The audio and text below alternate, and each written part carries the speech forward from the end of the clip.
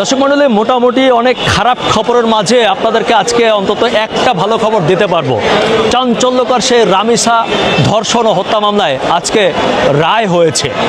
এই রায়ে আর যাই হোক অন্তত একটু সন্তুষ্টি এসেছে আজকে এই মহানগর কোর্টে। আমরা এসেছি, আমরা শুনেছি যে অলরেডি সেই কুখ্যাত সোহেল রানাকে মৃত্যুদণ্ড দেওয়া হয়েছে, পাশাপাশি তার স্ত্রী স্বপ্না, যাকে যে এই অপকর্মে সহযোগিতা করেছিল, তাকেও মৃত্যুদণ্ড দেওয়া হয়েছে। তবে আপনাদেরকে আরেকটা ভালো খবর জানিয়ে রাখি যে এই দুইজনকে শুধুমাত্র মৃত্যুদণ্ড দেওয়া হয়নি, পাশাপাশি আরও কিছু করা হয়েছে। আমি একটু আইনজীবীর মুখ থেকে শুনি, বলেন নাসিম ভাই। আসামি সোহেল রানাকে প্রধান আসামি হিসাবে নারী ও শিশু নির্যাতন দমন আইন ৯-২ ধারা অনুযায়ী মৃত্যুদণ্ড এবং ৫ লক্ষ টাকা জরিমানা করা হয়েছে।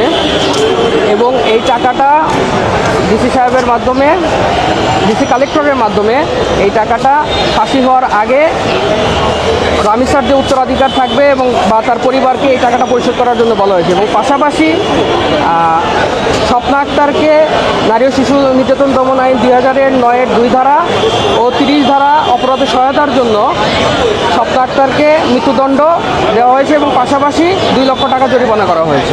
তার মানে আপনারা দেখুন যে শুধু মৃত্যুদণ্ড হয়নি, এই মৃত্যুদণ্ডে ফাঁসি কাস্টে ঝোলার আগে তাদেরকে জরিমানাও দিতে হবে। সোহেল রানাকে মৃত্যুদণ্ডে ঝোলার আগে ৫ লক্ষ টাকা জরিমানা দিতে হবে, আর তার স্ত্রী স্বপ্নাকে মৃত্যুদণ্ড হওয়ার আগে ২ লক্ষ টাকা জরিমানা দিয়ে তারপর এই পৃথিবী ত্যাগ করতে হবে। আমি মনে করি যে এটি একটি ভালো রায় হয়েছে এবং আমরা দ্রুত এই রায় কার্যকর হবে এমনটা আশা করছি। আচ্ছা, এই রায় কবে কার্যকর হবে এমন কোনো কিছু আছে? আইনগতভাবে এই রামিসার বিষয়ে আদালত বলে দিয়েছে যে ৭ দিনের মধ্যে আপিল করার একটা সময় থাকে। সেক্ষেত্রে হাইকোর্টের যে প্রসিডিউর অনুযায়ী ৭ দিনের